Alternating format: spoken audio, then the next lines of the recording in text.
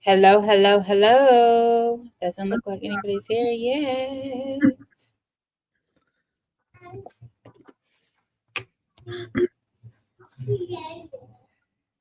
I think Carl talking in the background. Yeah, I need to do my noise cancellation.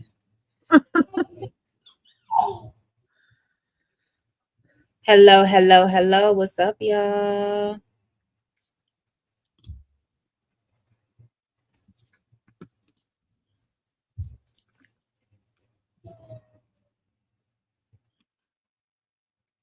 Oh, that's on noise cancellation.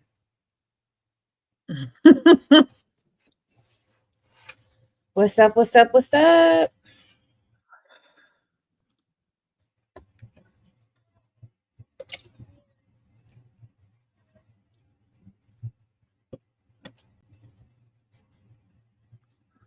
All right, people filing in. People peace to the Africans.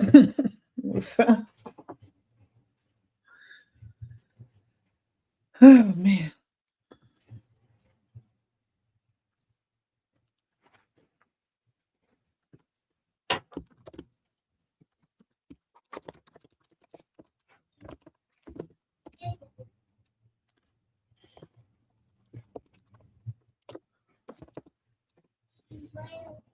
Peace to the professors. What up, y'all? Elon.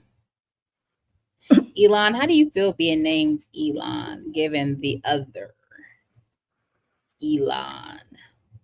You don't got a monopoly on the name.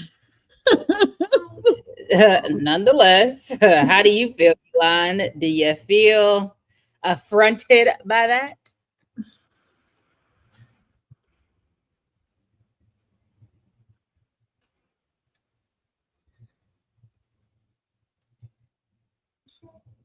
I never processed that. I hate him.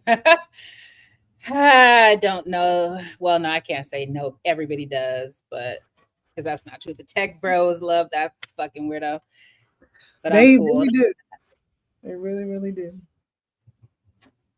I'm editing, but I'm here. Okay. Obligatory fuck Curtis. All right.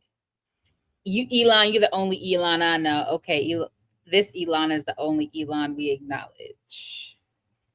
There's an Elon University in North Carolina, which That's true. That's true. is my first foray with the Elon. Elon. Elon. We'll call you Elon.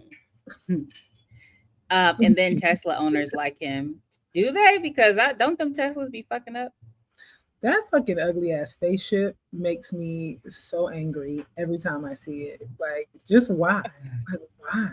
Didn't they come out with another one like a van or something that's like even worse? I just like every time I see one, I want to see what the person driving is because I'm just like, you have to be crazy. Like, what in any way, shape, fashion, or form is appealing about that? Just I guess ostentatious form of a wealth display. I think maybe I don't know. Yeah. Well, that's how I feel about them ladies in that fucked up plastic surgery when they all look like the same bloated fish. It's like it doesn't look good, so maybe it's just a display of wealth.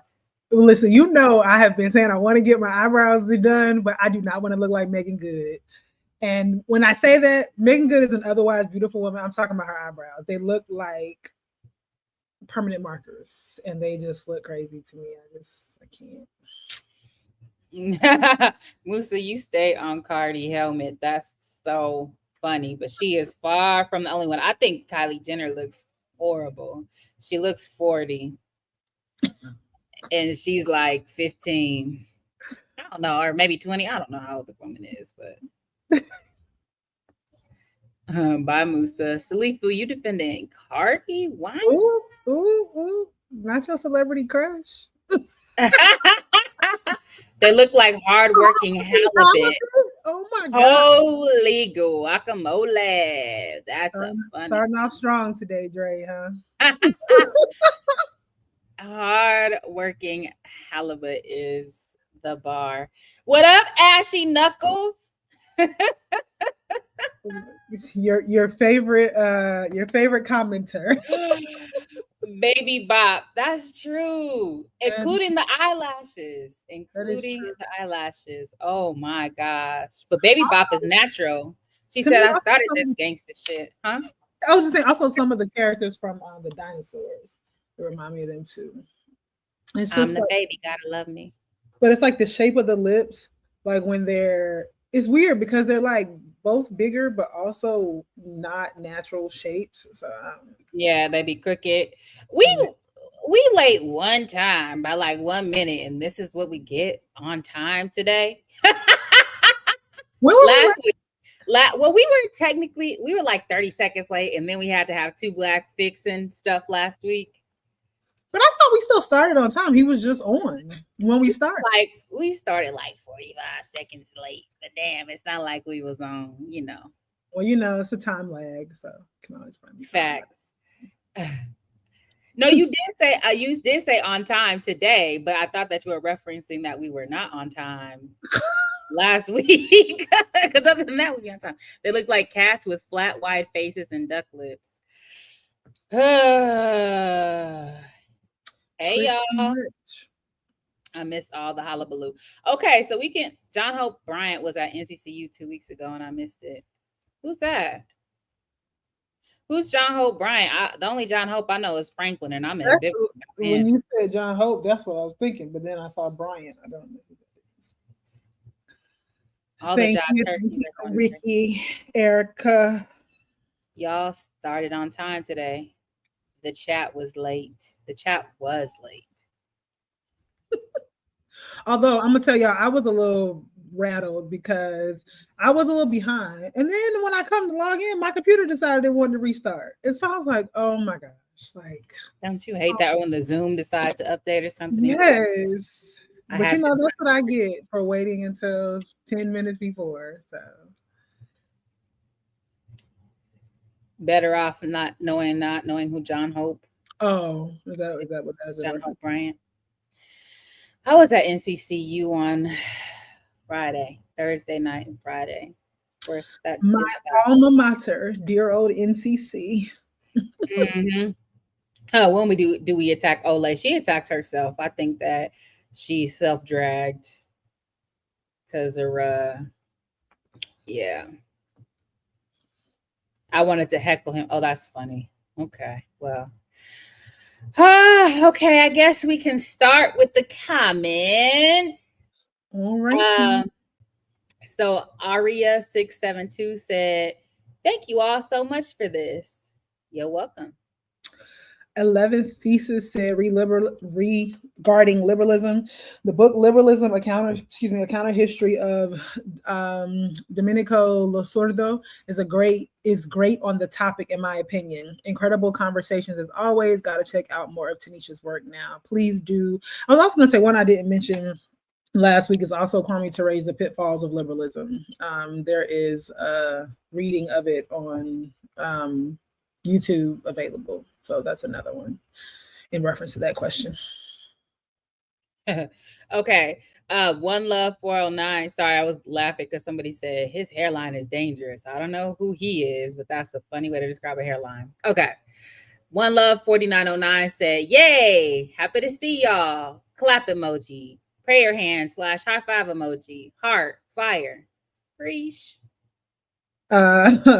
Black Daylight was commenting on a moment in the show. They want our political imagination to more effectively run their machine. That's bars. Woke Imperium. Okay, Ed Spiritus did the fist emoji and the peace emoji, which I think that you do that on multiple comments because I've seen it on some other people's pages. So maybe that's your signature. Mine is the cartwheel.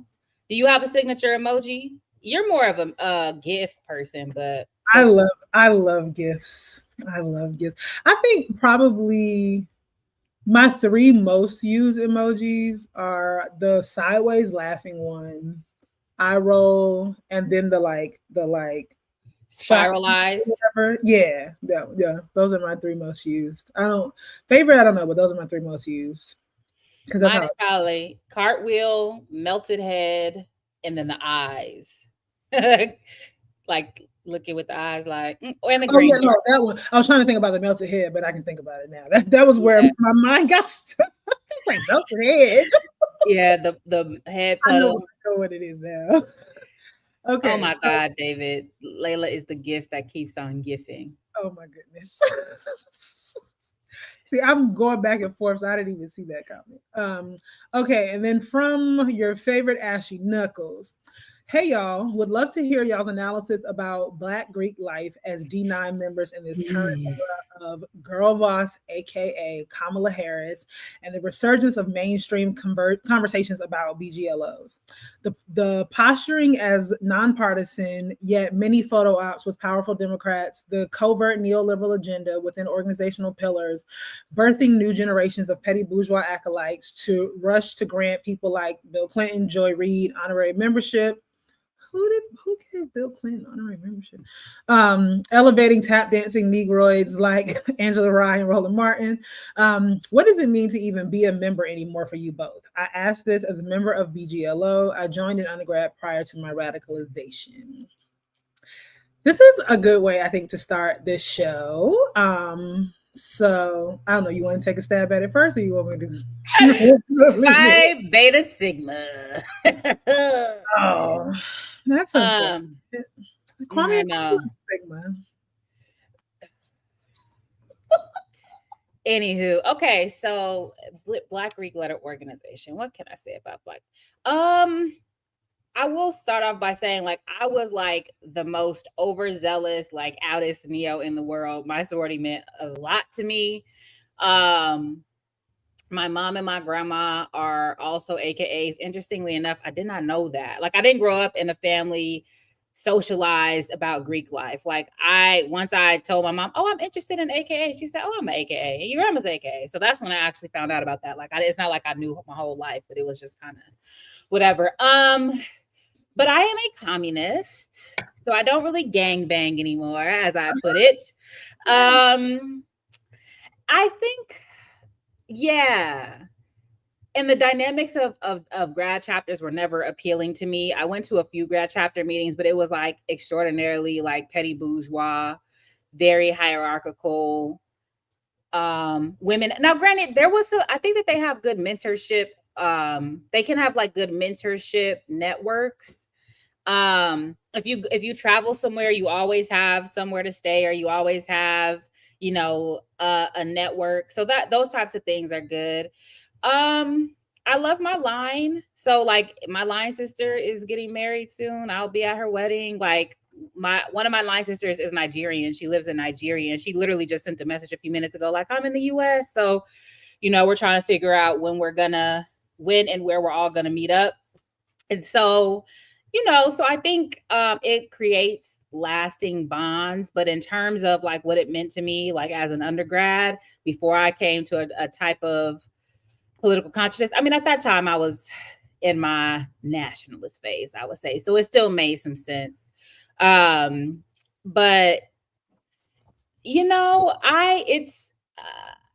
I'm not gonna lie. I think it's really ridiculous for people to join as like big people. Like if you're in your 30s and 40s and then you want to be in a Greek letter organization, that is very strange to me. Because to me, the life, like undergrad is like, you know what I mean? That's where you stroll in and whatever. I don't know. And then maybe if you go from undergrad to Greek life, unless you're joining like a chapter for like the professional network. I think that's what a lot of people do as adults. Like they there you said. No, I think so I'll answer the question in terms of my experience later, but just in response, I think a lot of people are generally like lonely, like lacking companionship, lacking friendship. And so like a lot of people that I know who try to join as adults, are looking for what are they like the so-called networking opportunities, right? So like they want to change jobs, they want to have access to other kinds of opportunities. And so, and what they think and what they know is that, like these organizations are a gateway to do that. And so this is a way to meet people in a less kind of artificial way that then will maybe open up some doors for me. So I do think for a lot of people who join as like I too could not see myself joining as an adult, but I also like I can understand it from that perspective. It's like I want to do something else and I see like what appears to be, at least from the outside, because there's a lot of dynamics on the inside, but at least what appears to be on the outside is like a degree of camaraderie and support that I think in a generation of people who don't find solace in the church like that anymore. Don't have like a lot of other places that's one of the places where you find them. So like, I don't know, like yeah. So I'll let you finish what you're saying. And I'll tell my own answer to that question. Yeah. And I mean, yeah. So I'm aware that like people, like I said, like people join for the network or whatever in grad school, but it is strange to me where then it's like all of the Nelia, like changing your social media name, like actually having the sort of practices of an 18 or 19 or whatever undergrad who joined the organization is just very strange to me. But I get it, right? Because I mean, I remember how excited I was when I was a Neo, but it's just, if you're 40 and you're a Neo, it's just very strange. But okay, so what else? In terms of, but it's very on par, on message, and on brand for Black Greek folks to have been very excited about Kamala Harris as a Black, not just the AKAs, but Black Greek people in general, because everybody has like some type of line about excellence or service or whatever, and I guess they think that she embodied that. So that's very on brand for them. Like it's very representational, which I think also is part of like the Black Greek like dynamic. So it's not for me. Somebody asked what they think about me being a communist. I don't give a fuck. I will say I did a talk at Texas A&M University Corpus Christi, and their graduate chapter, and the person who invited me was an SG Rowan, so I guess she reached out to the AKA chapter, and they did come, and you know, like politics notwithstanding, I represent much of what the sorority stands for, right? Like I am a professor, like I'm articulate, I'm all these other types of things. And I just think they kind of set the politics by the wayside. So I mean, those are just some errant rambling thoughts about Greek life. To me, my coming to Greek life is interesting. So this is one thing I will say. So like as a kid, like I was in like Delta Carousel. Like my grandmother was a teacher. She was a high school social studies teacher. My grandmother was a Zeta. My grandmother did actually, and it's so funny, y'all. I remember my grandmother was sick in the hospital at one point in time, and me and some of my line sisters, my closest line sisters, went to visit my grandmother in the hospital. And this woman is laying in the hospital bed. And the first thing she says when me and my line sisters walk into that hospital room is she said, in my day, Zetas were the smart ones.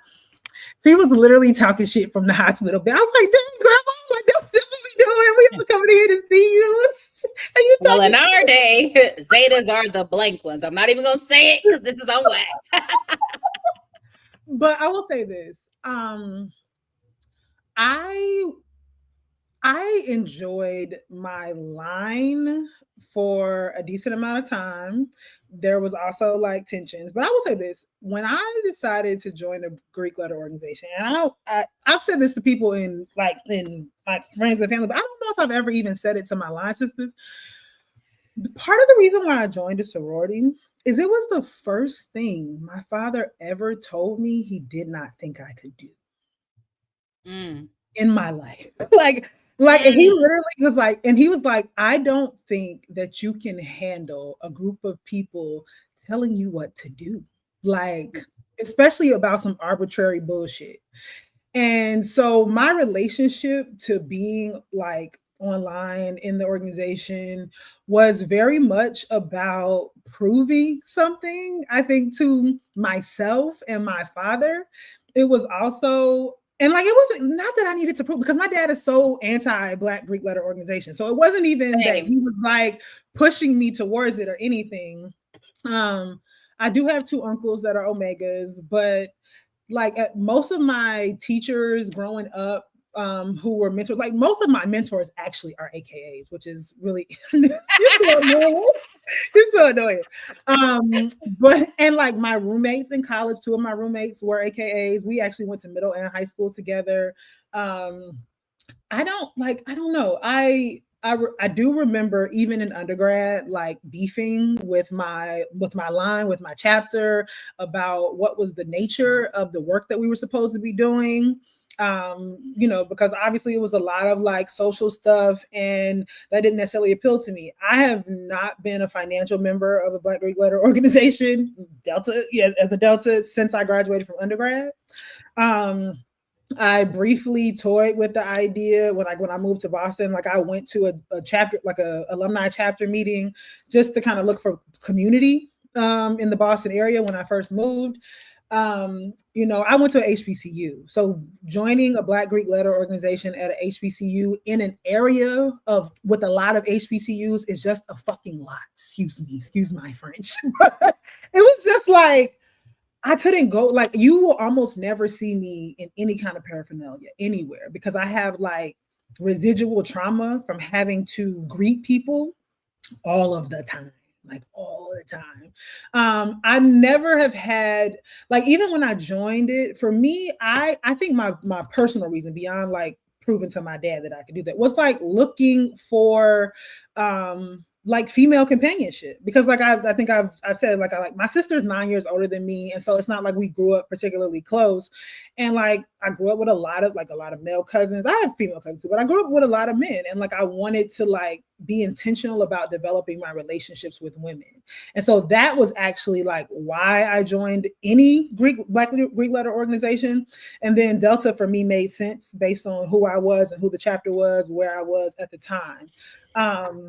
But yeah, and so I feel the same way about Kamala.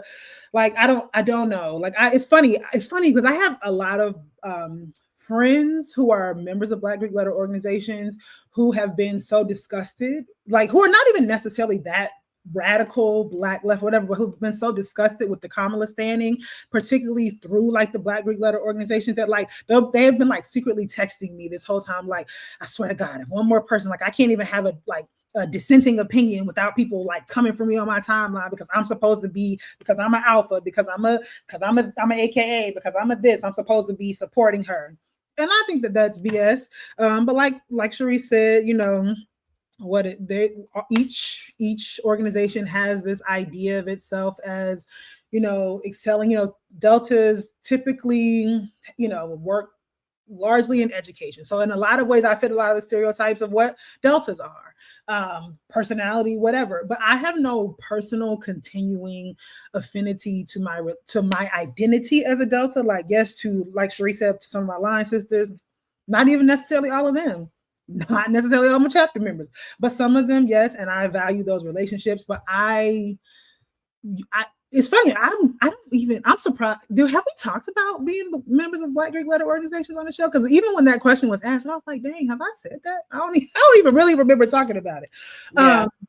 But yeah, so that's my relationship to Black Greek letter organizations. But I will say it means something to undergrads. Like when I go and do talks at various places, and there are like young people who are AKAs or who are interested, like it means something to them, and I resonate with that because it meant something to me at that age. So and it could be a gateway drug, right? Like little do they know, they see the ivy, but underneath the ivy is the hammer and sickle. So yeah, anyway.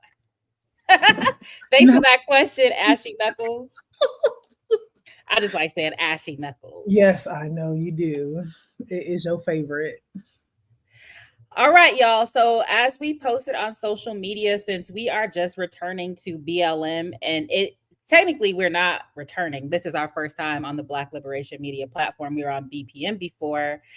And so we just thought that we will reintroduce ourselves, that we would interview each other. And this some of the stuff might be stuff some of it might be stuff you don't know, and some of the questions are a little bit more serious, some are just fun and silly. So yeah, get to know your girls. So that is what we will be doing. We came up with questions for each other, yes, related to life, study, and revolution. And also, like we said, if you all have questions that come up, keep it cute, but drop them in the chat. And by keep it cute, I mean, don't be nosy. Okay. No, I'm very happy about this little bit of weight that I'm losing, but what I don't like is that clothes don't fit no more. Like this shirt used to be like, I used to fill it out, and I feel like I'm about to fall out of it now. I really like this shirt too. You need to get you some tape. I do, yes. The boob tape. Okay. Oh, no. What happened? What is your answer to that? Do you care? Sugar and grit. I like savory grits. Yes, I have never, like, I don't. There's a clip going around of Duran Bernard interview, and he was like, "What did he say about that?" They were asking, he was like, "If you want cream of wheat or if you want oatmeal, just say that." Like, grits Right. are not. They do not. Sweet does not belong in grits. It's butter, salt, pepper, and perhaps cheese if that's what you want. But And I do like shrimp. And I will eat hot sauce on literally everything. So I like hot sauce in my grits. Not no sugar. No. Okay, so we gonna start with the life section, y'all. And so that was I guess that's a good life question. But okay, so here is my first question to you. I'm gonna start with this one. Okay. So Layla, you've now been divorced for a few years. How has your life changed for the better and for the worse being a single woman? And would you marry again? And maybe I don't know, give a little bit of background if you want about your marriage and divorce. Oh, also, and why won't you let me beat that nigga up? Inquiring minds want to know. It's so funny. I was talking to Corey about this last night because I was like, Sharice is the type of friend where she's like, if she's the type of friend where if somebody crosses you, she does not like them ever again. And I was telling him, I was like, literally every time she meets somebody new that I'm friends with, that she knew him, her first thing is tell that dude run her money. Like every time I'm shaking motherfuckers down for him. Oh my God. Okay, so for background / context, I met my ex-husband when I was like 19. We met in college. Our parents lived like 15 minutes from each other. We grew up in the same city.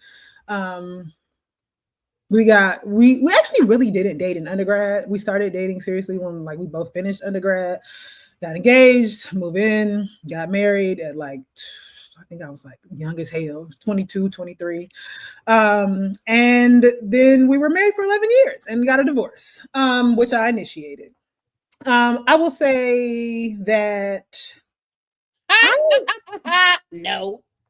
Sorry. So this is what's interesting about that as a question, right? So in following, like in seeing, so like a lot of our mutual friends, because we were together for a long time and we were together through formative years. So we have a lot of mutual friends. And a lot of mutual friends have expressed their concern about, his new relationship. And one of the things that I say is that I actually think his new relationship is very on par with who it is that he wants to be. I think so. We were very involved politically together, and I introduced him to a lot of things, like my family. Like we participated in the Moral Mondays movement together, Dream Defenders. We drove across country to Ferguson together. Like these are all things that we did together. And I think in a lot of ways, my politics often held him back from being the type of person that he actually wanted to be, because I wasn't down with it. And so I think in a lot of ways, us splitting up allowed him to be more of who he is and allowed me to be more of who I am. Because there were things that, he was interested in that I was not interested in. I will say that, who made the comment about it? Somebody said something about money and divorce. Who was that? Was that Goddess Crew? Who said that? No, that was this one. It's more expensive. Yeah, it's more. So it is more expensive being divorced. However, I mean, this is the thing. Like, this is why a lot of people don't get divorced, because it's actually just too expensive to get divorced. Fortunately, he and I did not have children. We did not have, property together. So our divorce didn't really require a lot. There are some other things, but I do not see myself getting married again. And that does not mean that I do want a long-term committed monogamous relationship with somebody. I would love to like have a family, all those things. But what I have seen, because of the shift in more women working and making more money, I have seen at least 4 or 5 women, Black women in particular, that I know of in the last couple of years go through divorce, and at some point in time having to pay their due through their divorce process. And murder. So I like, and the money to me was the biggest thing. Like I was like, nah, bro, I'm not doing this again. I'm really okay. I also think it's harder to try to figure things out when you have now had the experience of being by yourself. Because this is what I'll say: like when he and I got married, moved in together, I had never lived alone, like ever. Like I grew up with my family. I went to college, had roommates, and then I moved back home for 6 months when I finished undergrad, and then me and him got a place together. So like I never lived alone. So my first time living alone was at 33, 34 years old. And my first time living alone was out of the country. I had a place. I lived alone in South Africa and I lived alone in Germany. And then I came back here and started my life over again. Did you live alone in South Africa? You lived alone in South Africa. I met somewhere but the thing is, like, even that was interesting, right? That taught me a lot about possible other dynamics in terms of relationships, because the person that I ended up dating when I lived in South Africa, we ended up getting a place together, but we didn't share a bedroom. And that was very nice. Yes. That. I was like, oh, okay. So like we can be together when we want to and still have our own space, and like nobody's mad about it. It's like, I'll see you in the morning, love. I just want to be by myself tonight. It's not on no funny stuff or whatever. So yeah, I don't see myself getting married again. No. I will say that I think that I have learned a lot about myself, what I like. I do think that dating at this stage is also just harder as you know more. Like, I think when you're younger and you don't have anything and you're trying to figure things out, you accept more bullshit. You do. You accept more bullshit, but you're also like willing to figure things out in a way together where it's like, I've done that. Like at this point, I pay all my own bills. I'm taking care of myself. I am making these kinds of decisions. And like, to bring somebody into this at this point, it can't be like subpar. It's gotta be like, it's really gotta work. And that doesn't mean that you don't have people that you like, you're interested in, like whatever, but like to actually commit to build a life with, it's like, nah, we got like, did I tell you the story? I matched with this dude. We had a random impromptu first date. He brought me food. And we started talking about like parenting, like what would we want parenting to be? And I was like, part of my experience with the way I was raised is that my parents understood a need to deprogram. Like they understood that we were encountering bullshit out in the world. And so a part of their relationship as parents to us was to ask us questions and to deprogram us from the shit that we were encountering out in the world. Mm-hmm. And so like when I started talking to him about this, he was like, that just sounds like too much. I was like, oh, okay, cool. So we're not compatible. Fine. He's like, why aren't we compatible just because we don't agree? I said, because the difference between me and you is I take you at your word. You said you don't want to do that kind of work. I'm not forcing you to do that work. But anybody who I decide to have a life with and I decide to have children with is going to think that is important.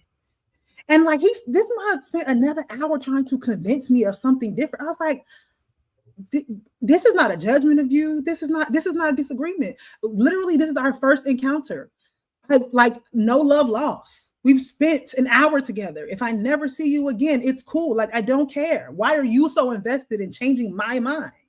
And see, you better than me. Why did you sit there and let him try to change your mind for an hour? I would have been like, okay, that's crazy. You know me, I would have been like, goodbye. So I will say that I do think my life is better. I think my life is better because we got a divorce because his daddy and his brother were trifling and intimidated by me, and he was not willing to prioritize me. And so being in a relationship with the person who cannot prioritize your need is one of the most demoralizing experiences. And so, like, we did not divorce because of money. We did not divorce because of infidelity. We divorced because we were not on the same page, and I could no longer tolerate it. And so that's why getting a new man, I can't do it. I love and support you in all of your decisions. However, I need to be a maid of honor, and I feel like this is my last. And I will plan everything. Like I have been put on this earth for that. Well, that Sankara's mama, and that reason. Like, so yeah, all I'm saying is leave open the possibility.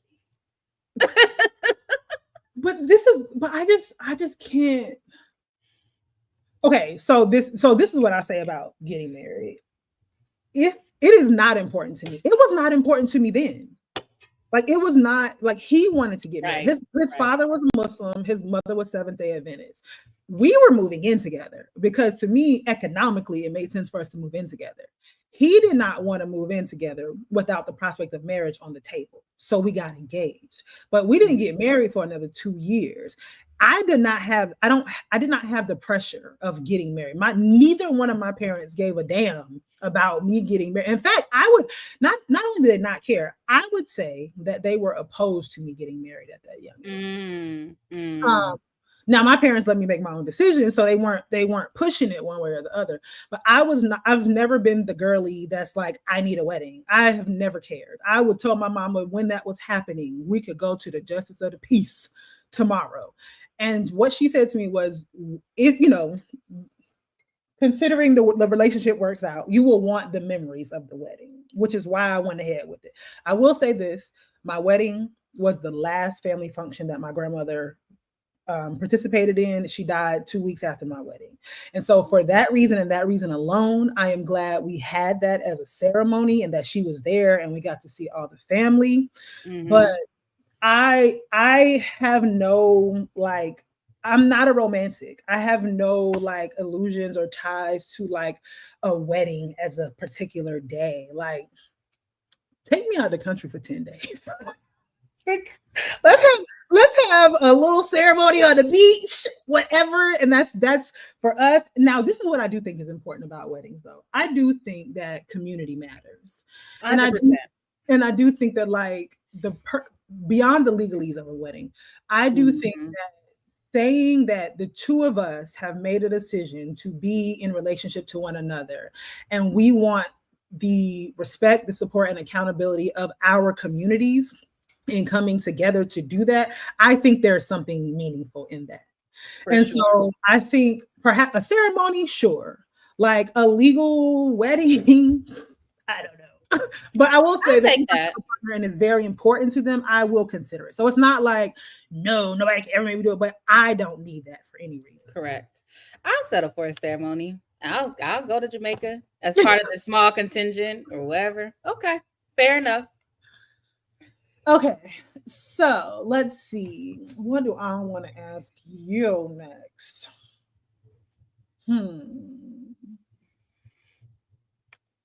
Okay, so this is okay. So when you and I met, you were very much like, I'm gonna be the academic, I'm gonna be the writer.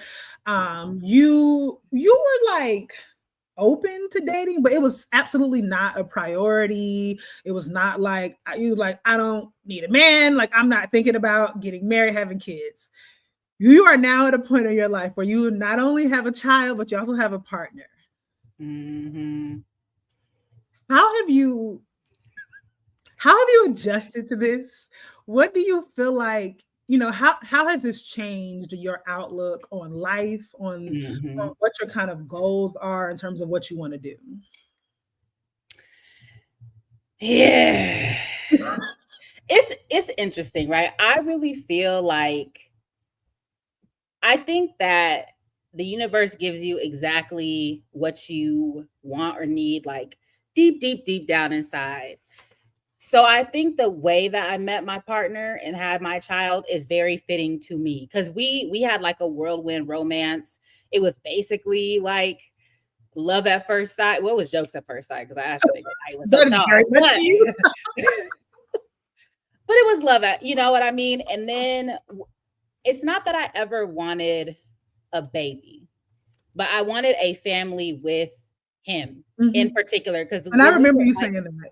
Yeah. So like when we first met, we talked a lot. We had like conversations, and he talked about like, you know, wanting to keep the legacy going in terms of like family and everything. And so I literally told him, we, you know, we met in October. I was like, if we're still happy in August, we could try for a baby.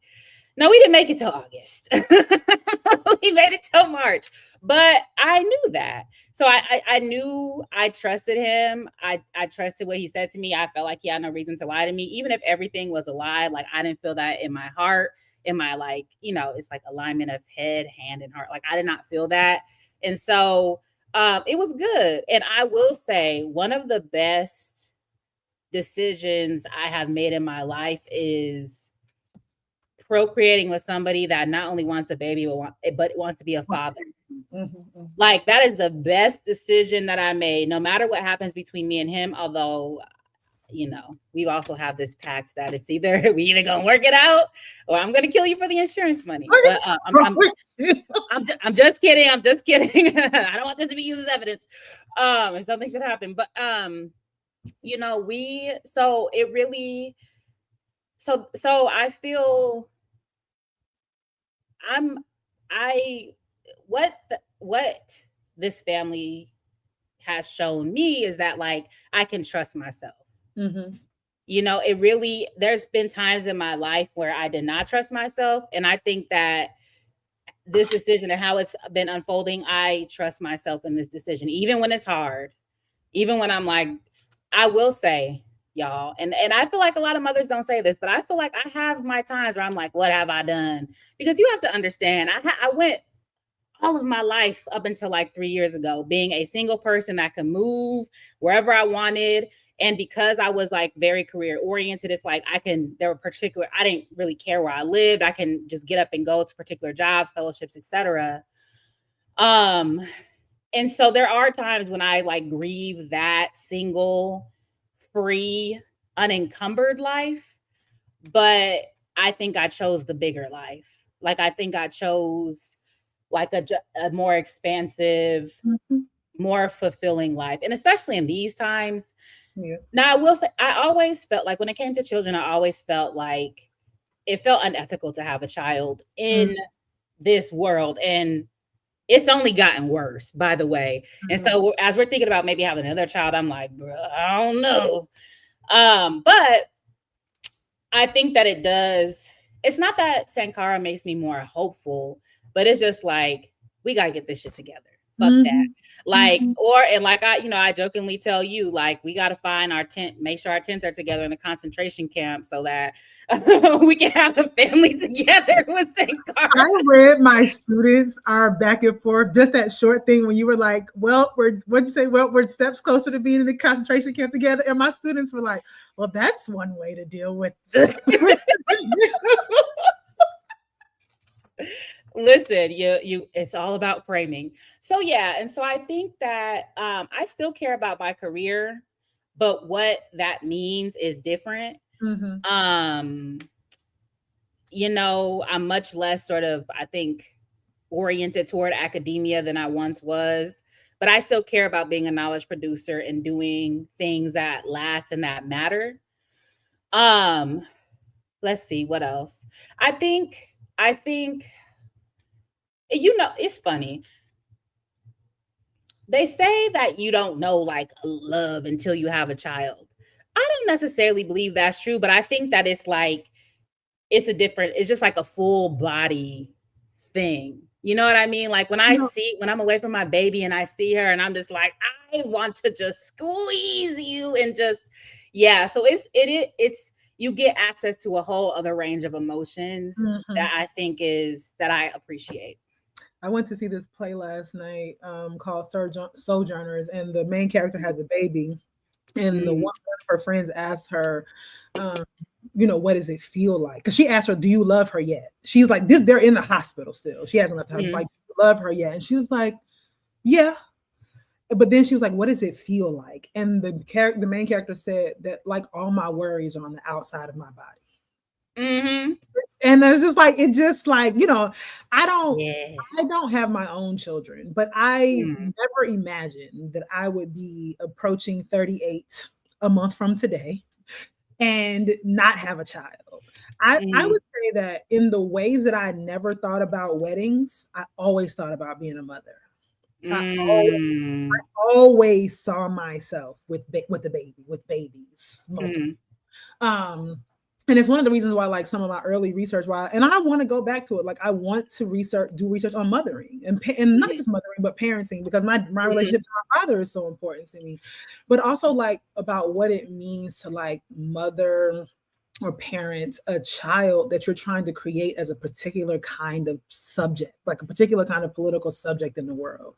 And so maybe this is like a follow-up question to you. Like, how do you and Tango envision or imagine that as you all's responsibility for Sankara? I think it's more, I don't want to make her into anything. I want to create the most peaceful conditions so that she can flourish into whatever version of herself she wants to be. Like, I hear some people talk about their kids and like wanting their kids to be a certain way. Now, I don't want her to be a capitalist pig. I don't want her to be a bad person. I want her to be kind and loving and those types of things. But like, if she wants to, if she wants to be a musician, if she wants to be a fucking butterfly, whatever. I want us. You would be okay if she was transgender and transracial, like the person that I did you.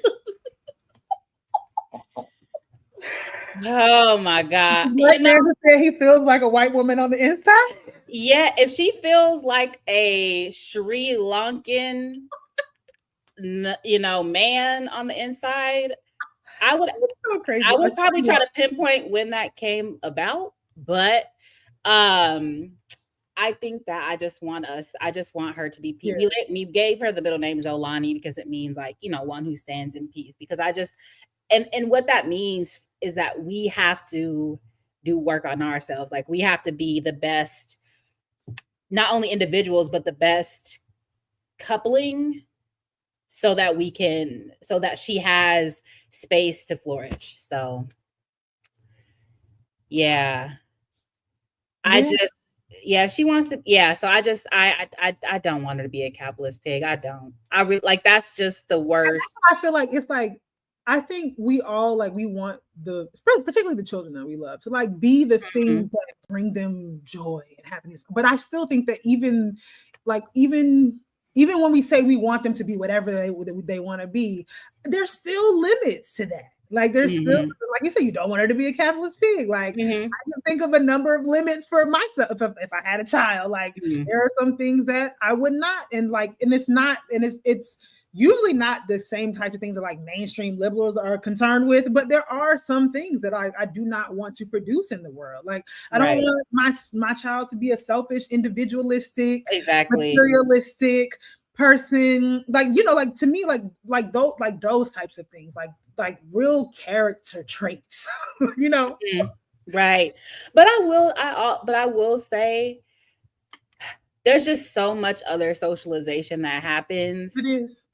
That you can't control. And also sometimes they come around, because I don't know. I was a difficult person. I probably was not very nice, at least. And I came around. I'll just say that I came around. So there's also that. And like, I'm just glad my mom loved me anyway. Yeah. Okay, so what do we asked a follow-up question. I know y'all are asking questions, but can y'all discuss how you see raising her in a revolutionary political environment and Layla's childhood experience? Like that's kind of what I was trying to get at and asking. because so like I'll say this, right? Like I now my father actually told me this recently. He said, somehow I always just had a very grounded sense of myself. Like I was just always, Likewise. yeah, I was just always okay with somehow being not exactly like, so like, I've told y'all this before, but like I grew up with an atheist parent, anti-police, anti-military in the Bible Belt South. But I was also, but like my name is not the most difficult of my siblings. My name is Layla. But like my older brother is named after Patrice Lumumba. My younger brother's named after Nkrumah, and his first name is Abasi. My sister's name is Iwaniki. Like I grew up, in a community of folks with like African names that like those things didn't seem weird to me. But I also grew up like understanding that Black people could be all kinds of versions of Black, and like there was no, so like the fact that I swam was never a thing that challenged my Blackness for me, even though I was the only one doing it. But I think that part of that is because my parents made so many efforts to do things to have us one like, and then we've had conversations about this, like the Young Pioneers Institute, which was the YPI, which is like the child care educational kind of component of the party when we were growing up. Like they would have stuff like that. My parents were very, like, I remember my mother going out of her way, like before there were like, what were the like Black Hallmark cards, but I forget what they're called. Like before all that, yeah, before mahogany and all that shit, I remember my mother like going out of her way to like color in cars to make sure there was particular kinds of representations. I remember I never owned a white doll in my life. I remember one of the first times seeing my mother get upset was because somebody gave me a white doll. And for my parents thing was, you are going to be exposed to all of these things outside of the house. So in the house, there are particular ways that we are going to support how you view and see yourself. And so there will be no white dolls here. We like, and even though when we watched Disney and shit like that, it was always like I'm not kidding. My father has a debrief conversation for everything. There was no, you could just watch a TV show and it was just a TV show. You had to have a thought about what you were seeing unfold and why, and what was the particular kind of message. And I know that feels very intense. It felt intense to us. And I think my parents even had some debates about that growing up. I think sometimes my mom felt like she could just be a kid, like let them just be kids. And my dad was like, they could just be kids, but then the outside world is gonna rock their shit. It's gonna rock their worlds. And so like our better bet is to try to do this kind of work at home so that at least they're not confronted by this like as a surprise outside. And so like, I don't know, I feel like there was just so many ways that my parents were so intentional about, at least I feel that way. I don't know, I cannot speak for my other siblings, like how they felt about it, but I just, when I look back on my childhood, and I remember just feeling like I don't really care if I get along with people at school, because I feel very loved and grounded in my home life. Like I was very happy to go home, to be with my family, to be with my cousins. I knew that there were other kids who had lifestyles that were similar to mine, even if they weren't like in my everyday, like they might have lived in DC, they might have, been elsewhere. But I never had the sense that even though in my day-to-day, I didn't necessarily always have like friends or peers that had the same beliefs as me, I never felt like I was alone. Like I felt like there were other people out there like me. I just didn't have access to them every day. Yeah. I'm not going to talk about my background. I will talk about raising my child. I think that so Sankara has been in the mix, traveling with us with myself or Tongo or both of us since she was born. She be at the poetry reading. She be at the lecture. She be at the march. She be at the Curb Fest. Like she's at everything.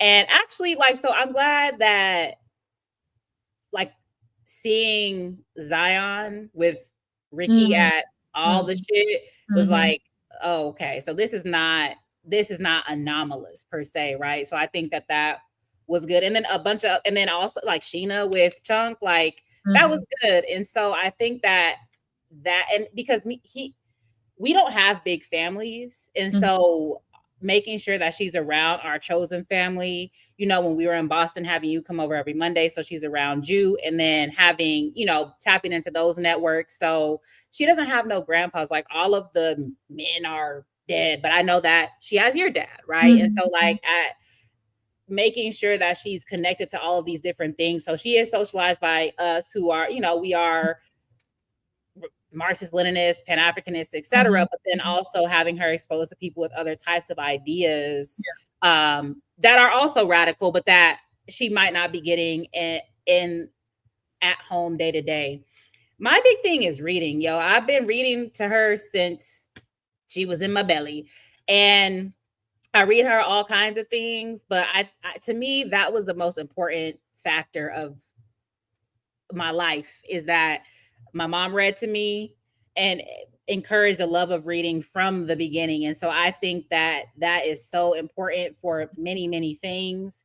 And she already will be like flipping through books and everything. And, you know, I want her to love reading and all of the possibilities that that opens up. And of course, I'm going to surround her with all the books. Like, I was surrounded by books. I was reading The Bluest Eye and, you know, James Baldwin. I didn't know what the hell it meant when I was in middle school, but I was reading it, right? Terry McMillan, all those type of things. And so I think that that's really important. And that's something. So like community, and then like a love of like intellectual curiosity and study, I think are really, really important. So yeah. Definitely. Okay. So one more life question. Okay. Let's see. Okay. We all know you hate Boston and don't want to stay there permanently. But if you had to name like 3 positive things about the city, what would they be and why? And that could be like experiences, people, whatever.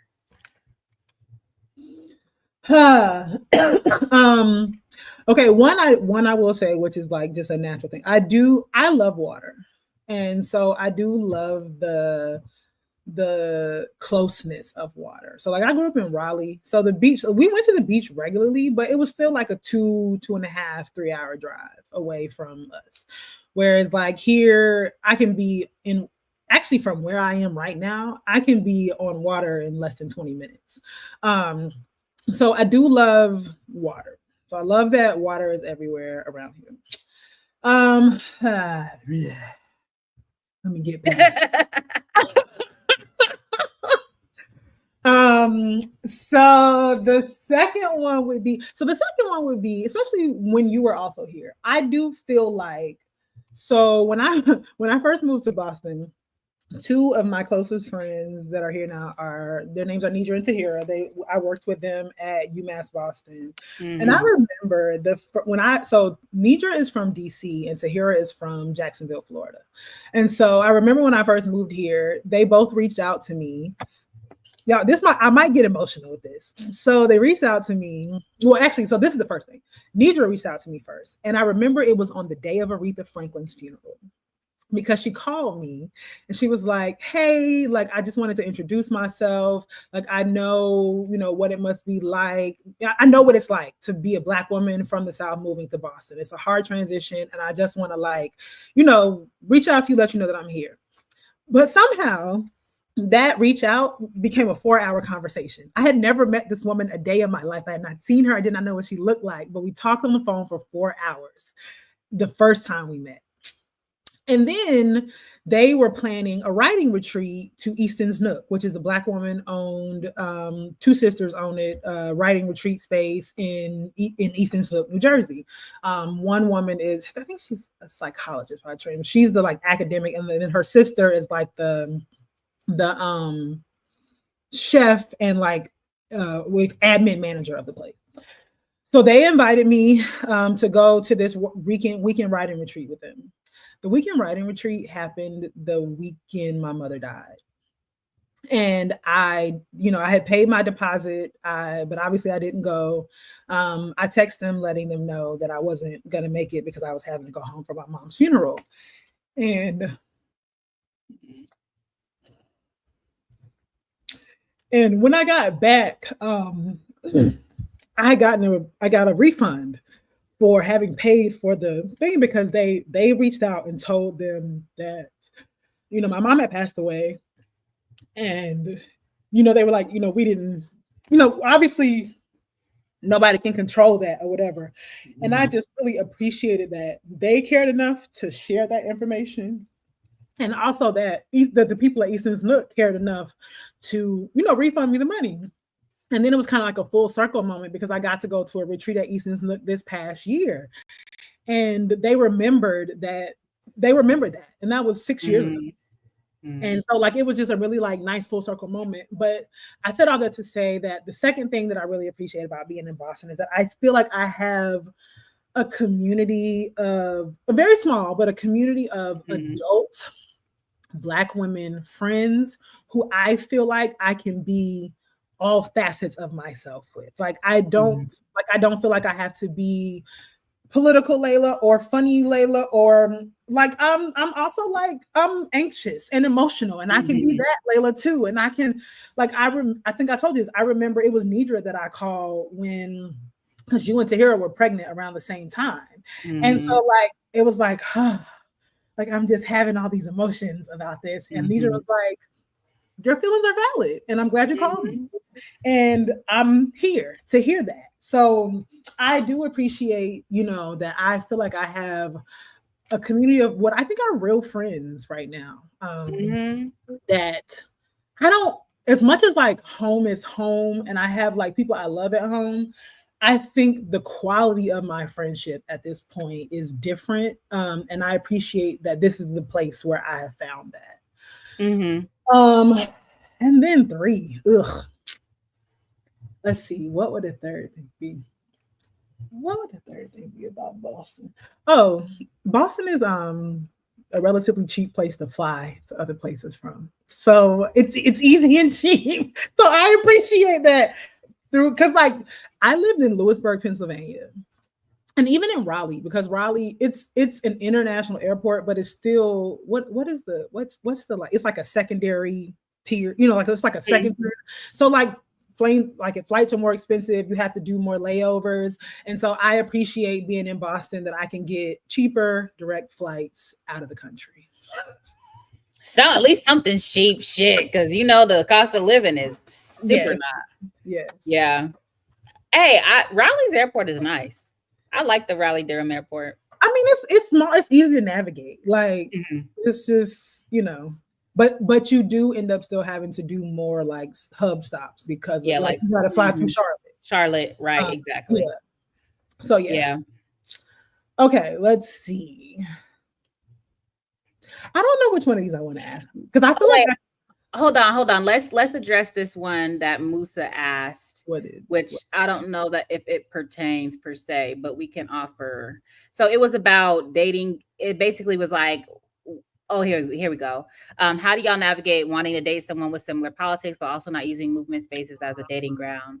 Well, technically, I use movement space as I didn't use it as a dating ground, but I met my partner at an organizing, you know, the membership meeting. I think there's a difference between finding affinity with people who you are spending time with, who you are risking your life with and for, who you are building with, and who an idea, you know, people who share ideas or having those discussions. That is, for a lot of people, that's like sexy. Like that is a real strong basis of connection. There's a difference between that happening organically and you like, oh, I'm going to the BAP Atlanta meeting to see what these motherfuckers on, to see what these girls talk about. And I think that we know those type of people, and those are the type of people who really destabilize organizations, who fuck up movement. And so I do think it's difficult. I think that both scenarios are difficult, because even if, you know, things work out initially, when you break up, then you have to navigate that.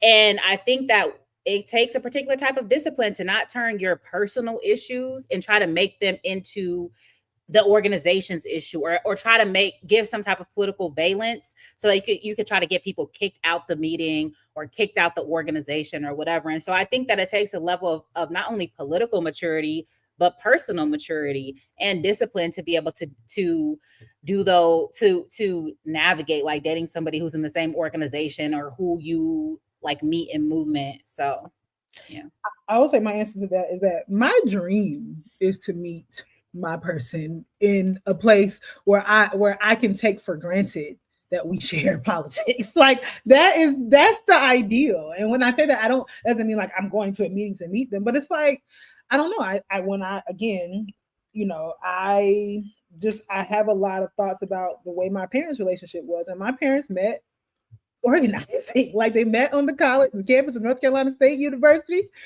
and they I think in what 78 or something like that.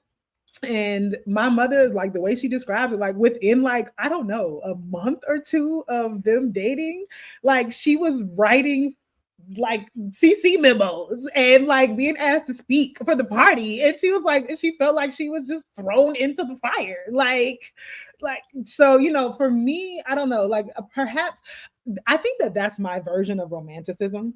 My version of romanticism is like meeting my movement person because like I'm not a romantic like you know grand gestures and all that kind of stuff, but like that you know that is what I to me that is what would be ideal, because to me obviously even when you have a partner that shares some of the basic foundational beliefs that you have, you don't agree on everything, but knowing that the important like basic foundations are there.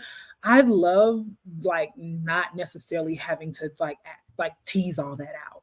I love the thought of that. So but I'll also say that, you know, as a AAPRP GC member and AAPRP in general,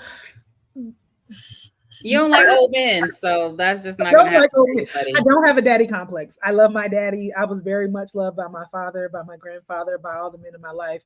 I need somebody that is a good 6 years older or 2 to 3 years younger. That is the range. I'm not doing all the other stuff. But I don't like my ex-husband and I were in organizational spaces together. And I remember one thing like we had like having to navigate, because I will say this. Obviously we're not together. There are things that I did not like about him. But I mean, like everything except we like again, we have to be honest, and I like to talk about things. Like being in movement spaces with him was sometimes hard because I think because other people are sometimes not principled, they thought that we would not be principled. And so there were times when he and I did not agree on things, but we never just took each other's sides on issues inside of organization because we were partners. It's like, no, we can disagree. We can struggle through these things when they're not fundamental disagreements. And so like it would annoy me sometimes when people would think that, you know, like for instance, if something were to happen that we were just taking each other, like that's never been me. I'm not just taking your side because you are a person. Like that's not going to be a thing. So I think that what's interesting about finding partnership and organizational dynamics is both the interpersonal between you and the partner, but also how it is perceived by other people and what they think that means for how the organization operates. But yeah, it's just not a lot of prospects for me. I mean, I'm not queer. So I'm not, you know, a lot of the folks that I've done a lot of organizing with have been queer folks or significantly older. And so where I am and the places that I am, there are just not a lot of prospects for me based on what it is that I want. Yeah. Okay, so it's my turn. Yeah. Okay. So since we're talking about this, Tongo notwithstanding, who is your intellectual and or revolutionary crush? Like, who is a man whose mind turns you on? Walter Rodney. Next I knew question. You were going to say that. Duh. Not like Mama Pat. I love you so much, and I never would have tried to swipe. I swear to God. But that's Bay. Of course. Alive. Of course, it will be Gerald. Like, come on. Like, let's be serious, Gerald Horn. Yeah. What about you? Dead and alive. Alive, I don't know. I really can't say alive. Um, did I've talked about this. I really like a very kind of classic masculinity. Mm-hmm. I really, Cully is handsome. I will say that. Like as far as somebody that's old enough to be, Girl, my we father. said ideas. You supposed to talk about ideas. And I already know who you really think is handsome, who's older. But I ain't gonna put you on blast because he's Listen, a I can absolutely appreciate the aesthetic purchase of particular old black men. I can look at them and say that is a very handsome black man. But I will say, so it has to be somebody like a Sankara for me. It has to be somebody who had particular ideas about the role and vision of women and how 100%. they engage and struggle. But who also like didn't just talk on it, right? There were actual Mm-hmm. Sekou Touré had like a women's helicopter guard. Like it would need to be someone who didn't just give lip service to the role that women play in politics, in revolutionary life and struggle. And so those are two that come to mind. So Thomas Sakara and Sekou Touré. Okay, nobody alive. Dang, she said all you men are losers. I'm just kidding.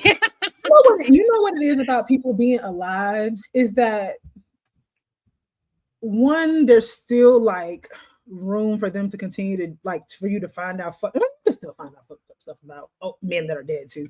But I don't know. Like it's just, yeah, I don't This know. is just intellect, girl. Like you doing too Oh, but much. even that, like, Okay, well, we could share Gerald. I'm just kidding. Okay, so like let's move on to study now. okay. Okay, actually, you know what, Erica? Although I don't, you know what, Erica? I don't know if this is a What real. It is, but you know what? Let me ask this question on here. Okay, not, we moving to study. Okay, so um, you mentioned recently that your relationship with writing is evolving. What mhm. feels different, and how has this shift manifested? And what do you want or need to do to keep working on having a more positive relationship with your writing? Well, I mean, honestly, the main thing that has changed is that I'm up against real external deadlines at the moment, and like honestly, that is real. Like I think I've said that. Like I'm very much motivated by external deadlines, but I also think that I'm reading more and differently now. Like I feel like Mm, I'm actually reading. I don't know, and I think that I prefer him dead. I think this has to do with just like my mental, health, my mental state of mm, being. Like I feel like for a long time postgraduate school, my relationship to reading had been ruined. Like if mhm, it just felt like reading was a required task, and I was reading certain things to get a particular thing out of it, but not just reading. And I don't know. Like I feel like lately I have been reading things that I enjoy more. And I have been reading things that like I'm reading, I don't have it's in my bag. Like my now like in between leisure reading is Ruha Benjamin's Viral Justice. mhm, And like you've often, and people say this, like people who are writers are like, oh, to figure out like how you want to write, find people who write in ways that you appreciate, and like mhm, what you want to sort of replicate about that. And like there is like I think I appreciate that particular kind of narrative like style. I appreciate the anecdotes. I appreciate the way anecdotes are, like the way Kelly did, the way Ruha does, like uses anecdotes to make broader kinds of points rather than what I think is sometimes the kind of like formulaic way that academics make an argument.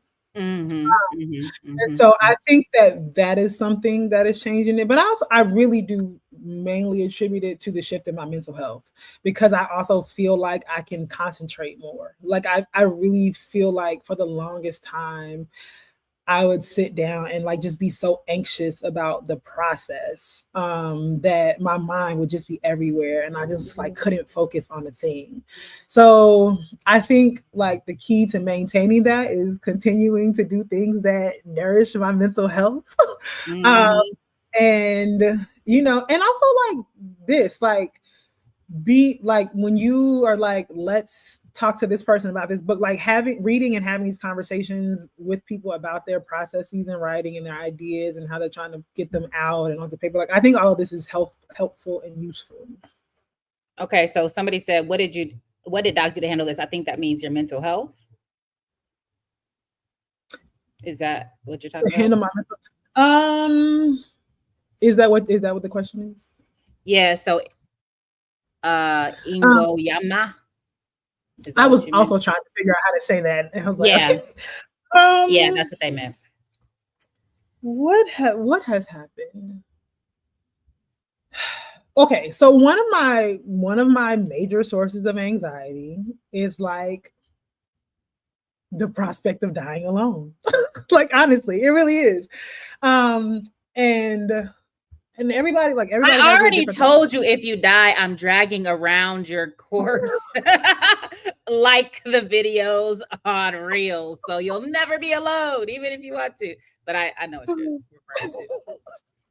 Should have just said I knit so I don't kill people. So my friend Nidra, that's what she would say. That's what Nidra would say. Like I need to go knit to calm my mind. Well, y'all know plants are one of my things that I do with that. Lately I have been exercising more. I do remember when I first like developed depression and anxiety when I was in graduate school. um I was talking to a doctor at the time and she was like, before we try any kind of medication, I just want you to get back into a regular exercise routine. Mm-hmm. She was like, and obviously exercise is important for everybody, but she was also saying that like if you were like particularly athletic when you were young and your brain developed with you being active, that Mm-hmm. that is actually important to getting you back to a particular like stasis in terms of your own Mm-hmm. mental health, brain health. Mm-hmm. So I like today I was feeling kind of shitty, and I got out of bed kind of late, which is why I like think the day just kind of spiraled. But it was sunny today, so I was like, "Look, let me go," which is why I got my little 5 mile walk in today, so I could just be out in the sun.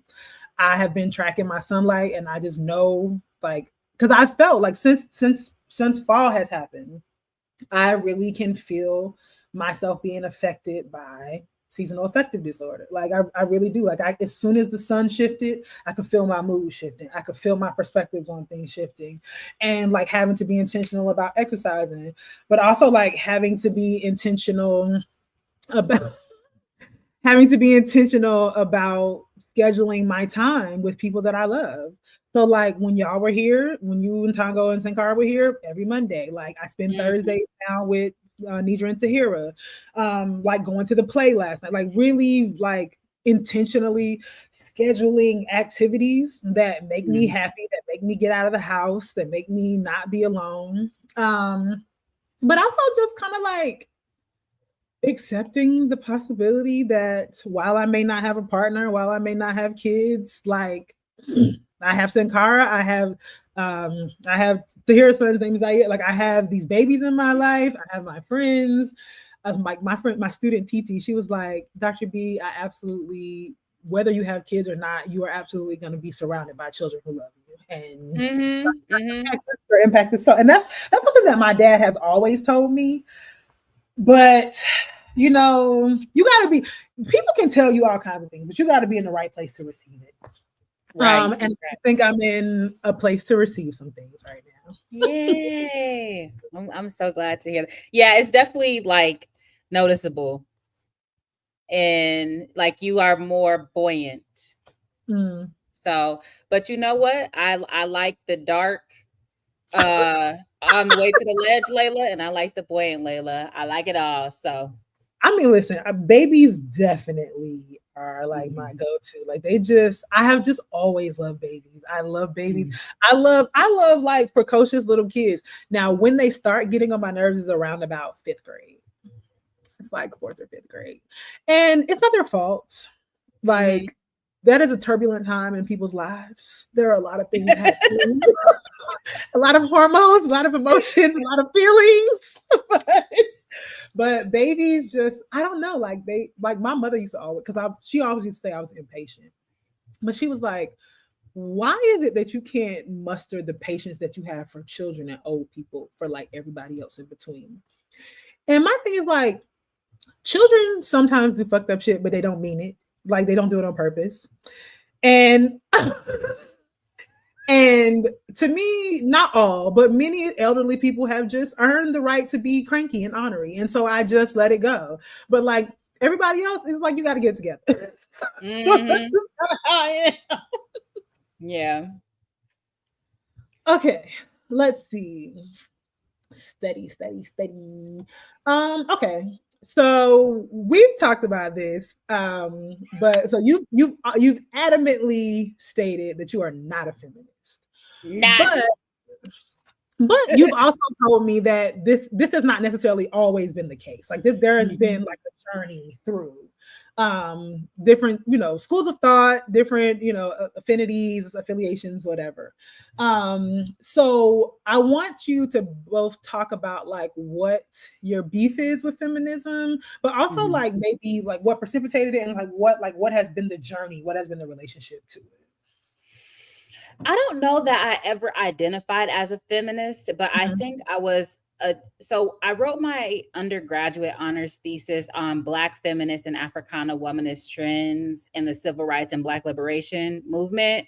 And when I applied to graduate school, I did apply to work with Eula Taylor to think about feminism and womanism. But I think that, I always identified, I think maybe, I identified as an Africana womanist. Like I read Clenora Hudson Weems and she was talking about parity and complementarity. And I said, okay. I think I really hate to be disappointed. And I feel like there were a lot of interpersonal disappointment with self-styled feminists. And then reading as I became, more rooted in dialectical materialism, I found the identitarian and sort of more abstract foundations of like standpoint epistemology in particular. So like, Patricia Hill Collins and that ilk. I found it unconvincing.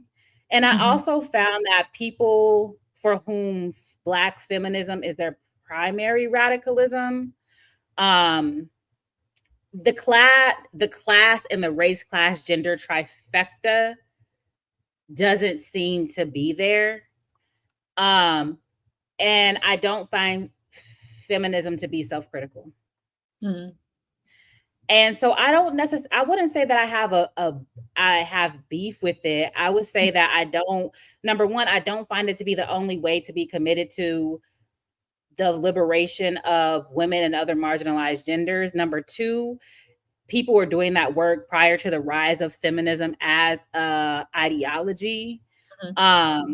Third, I think there's some decolonial feminisms that I probably rock with and that I find to be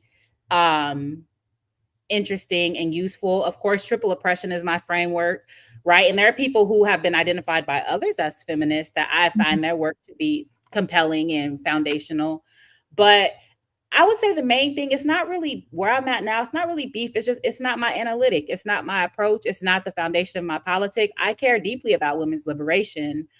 I just don't like the conflation I don't like the idea that like intersectional feminism is the apotheosis of liberation.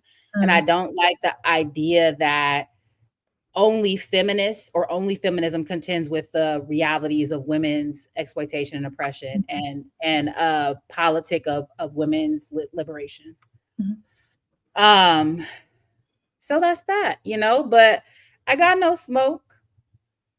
And I can't say I got no, it's not, I think I went through a period where there absolutely was smoke because you just have to come through the other side of it. It's like there was a period where I found it personally offensive No, I don't. Now I'm like, whatever, like, do you.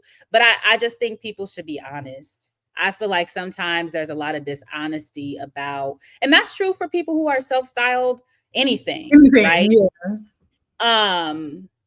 But I think being in Black studies, I do think Black feminism is hegemonic in Black studies. And it's not even that I just think that. Being trained in it and like looking empirically at many things about what courses are offered. If you look at the job market, the types of jobs that are being, that are being advertised, et cetera, et cetera. Black feminism is hegemonic. And I feel like, so there's a way like it's naturalized, but there's still this narrative that to me is a very 1970s or 1980s narratives that I think is not rigorous. So anyway, that's it. Yeah. So what say you, Layla? Well, I do identify as a feminist. I don't feel the same, like, I don't know. And I think perhaps because my identifying as a feminist, while it did happen through like graduate studies for sure, I don't necessarily think like coming to it, even reading like white feminists or whatever, it was always for me about a particular kind of embodied experience. And so for me, having grown up with a particular kind of Pan-African politics and critique, there was something that I felt like I was always often experiencing as a woman that I didn't necessarily have the language for, that coming to feminist text helped me get the language for, and that many of the women who I actually do, look back on, actually do and did identify as feminists.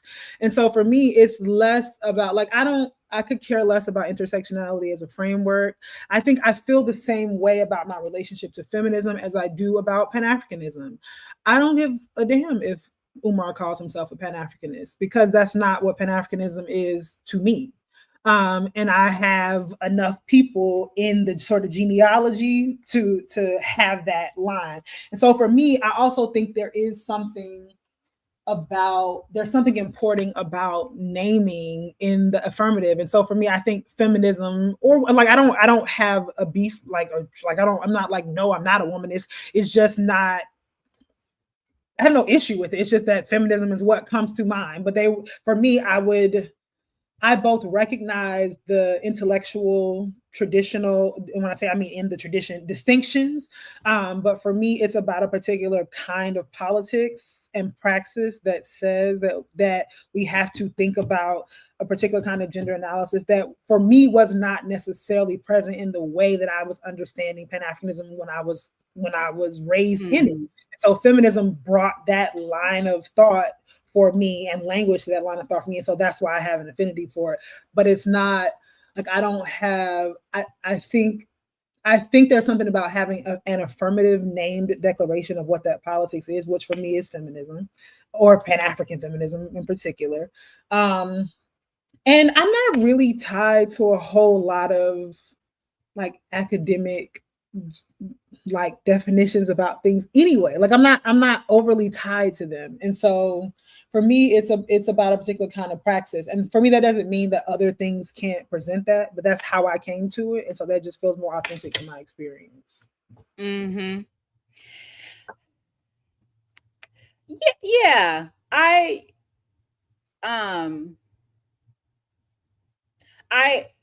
understand why people identify as feminists in real material terms. And I think that probably my politics, like people in the Caribbean who identify like and and shit, I think our politics probably overlap. But I think in this context and as an academic, it's like, I can understand that. I can definitely understand that in the academy, because child, the white women be white women in, and I do not like going to WGSS meetings. Yeah. So okay. I don't know why Salifu is trolling me, but he said talking that I'm about to lecture in the Beyonce class. So Salifu, like, we got smoke or Okay, somebody, hold on. I think there was a question in here. Oh, Tommy Curry. Somebody asked, how has Tommy Curry changed the landscape of Black feminism? I don't think Tommy Curry has changed the landscape of Black feminism. I think that Tommy Curry has offered a critique of Black feminism, and I think that he's offered up Black male studies as a way to do particular types of gender analysis. But I don't think that that's changed the landscape at all. And if anything, I think it's made people. I've seen zero Black feminists be like, "Wow, Tommy Curry made me rethink this." I think they dig their heels in more, and I think there are those who are rooted in Black male studies who, again, who offer, I think, critiques it good, and I think grounded critiques of Black feminism. I think there are other Black male studies people who are dumb and don't do good work at all, which is also true, I think, for people who do Black feminism. And so I think there are people that are Marxists that don't do good work either. Like there are people who don't do good work across the board. Right. Okay, so Ricky is a feminist that Tommy's work helped her rethink her feminism. Okay. Well, yeah, so that's what I think about Tommy Curry. I reviewed his book. So I think I think Black male studies is important and worthwhile. Mm-hmm.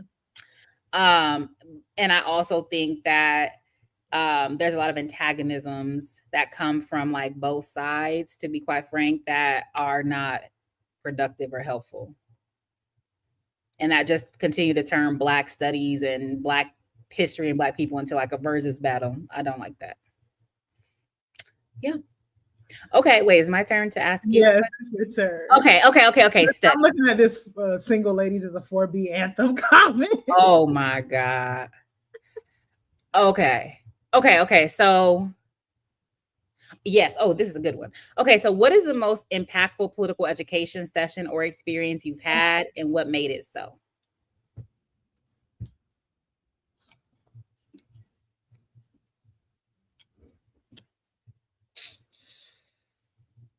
So there are different. I don't know. What am I different? I mean, I would say that my greatest political education has come from like sitting around the table with my dad and my uncle, like that, like, and I wouldn't call that like a formal political education. Like this is literally just me listening to them tell stories about their experiences, but then also like I think that this is also part of what makes like what do you call it? Like time and structure in the way that I write difficult, because the way that I listen to people tell stories.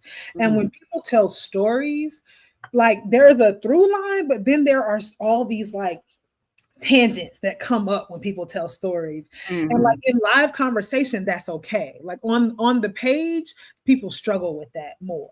So like, you know, like my dad would be telling me the story about how he rode the rest of the way on the back of a watermelon truck to one of his first African liberation days.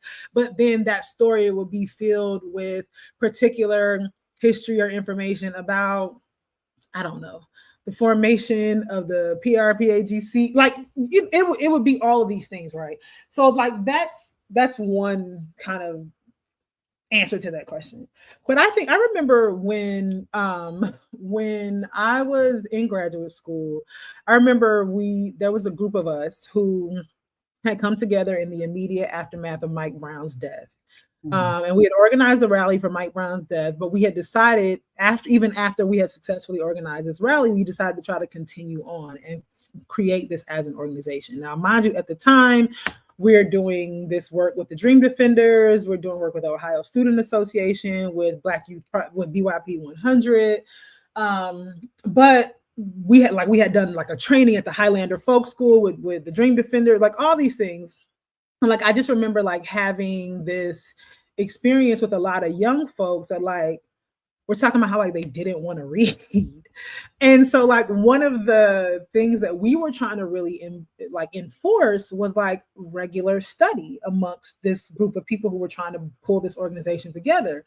But then even in trying to enforce regular study, we were also trying to think about like logistically, what does it mean to like build an organization, and how do we like, and how are we responsible to and accountable for one another? And so I remember my friend Mazuba and I, Mazuba is Zambian by origin, but grew up in South Africa. But she was living in the Durham area at the time. And so she and I were doing a lot of work to coordinate, like to spearhead the reading list, to try to like assign people to like, okay, this is your day to like facilitate the discussion, but also in a very like humanistic way, like, okay, if we're gonna get together for 3 hours to read and discuss, like we need to eat. We need these other kind of sustenance kinds of things.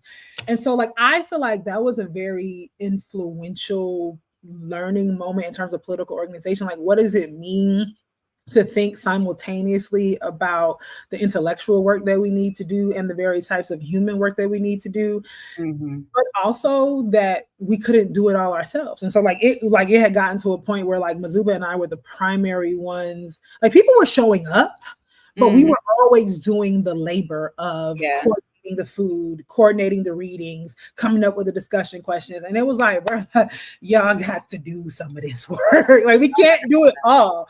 And I remember it like coming to a head, like, and when I say come to a head, I mean like almost like blows, like y'all raggedy. Like it was just like, but I remember like talking to my parents about it at the time. And like my dad told me like that they had gone through some of the, my mom and my dad, sorry, telling me that they had gone through some of the same struggles with the party. Like, you know, when you're meeting, like it's different now when everybody's meeting on Zoom and everybody can individually meet like those kinds of needs. But like when you're actually really like trying to physically get into space with people, and people got kids and people have other kinds of responsibilities, and they just coming from work and they didn't have a chance to eat all day. And so like, yes, if we're gonna do this, like we have to think about all of the things that make this possible. And so I think that was one of my most memorable experience, like political education experiences, which was not necessarily somebody trying to like lecture me, but in like me learning how to work with people and how to like where they're at. And I felt like that was really useful. One other one I will say, I remember I was doing field work in Venezuela, and I had gone to this community meeting, and I had met this woman, Luisa. Her name was Luisa Madriz. She was a teacher in the community in Curiepe, which is like one of the Afro-Venezuelan, like really like it's really a village. Like there's no other way to really describe it. And I had met her the day before, and we had talked, but she invited me and my friend Ariel to this meeting. Sitting in the meeting, and like you know, they going back and forth talking about stuff. And I remember she got up and she started talking about how historically all these academics had like come to this community and were like extracting all this information and going back and just publishing their books and like never doing anything after that, like for the communities or with the communities. And I remember like calling my dad that night and like in kind of like a panic. I was like, yo, I feel like she was like talking to me. And my dad was like, she was talking to you. Right. And he was like, and it's a good warning. Like she's not saying that you can't be here, you can't do this, but it's a warning to you to say that there is a responsibility that you have to have in how you engage with people. And so he's like, I don't think you should take that as like, you can't do this, you can't be there. I think you should take that as this is your charge. And that's what it was. Yeah. This is so Leah Boggs had a good question. I think we should end with this question. Okay. So now I'm not saying we should end right now. What I'm saying is this should be the last question we talk about. Okay, so can you like do you want to move? Oh yeah, I can start. Yeah, do you want to move into the revolution questions? Okay. Start asking me with that. Okay. Okay. Okay, so I'm interested in this one. So okay, you have often talked about the fact that when you die, when you go, you do not want, and you are an avid journaler. And so maybe as a part of this question, you can answer what your favorite journals / pens are. But you have said that when you go, you do not want anybody to read your journals. But I am a person who thinks that like, regardless of whether or not it's like kind of revisionist history when people like go back and look on their lives. I do think that like biographical stories of people are useful in terms of like moments, like either a particular moment or a series of moments of radicalization. And so I wanted you to share with us kind of what were some of your moments or points of radicalization, and like why, like what were some pivotal life moments that have brought you to who Dr. CBS is today? Yeah, I think that in terms of okay, this is not political, but to me, this is my mom's favorite story about me. And I think that it speaks to the type of person that I am and my like sense of justice and fairness. But when I lived in Milwaukee, I went to this school called Lloyd Street Elementary School. I was in the first grade, and as part of the school had this peer mediation program where if you had an issue with a peer, then older kids like fifth graders or fourth graders will help you like work through the issue. And so like they were trying to move away from like a suspension punitive model, etc. And so I took my first grade teacher to peer mediation.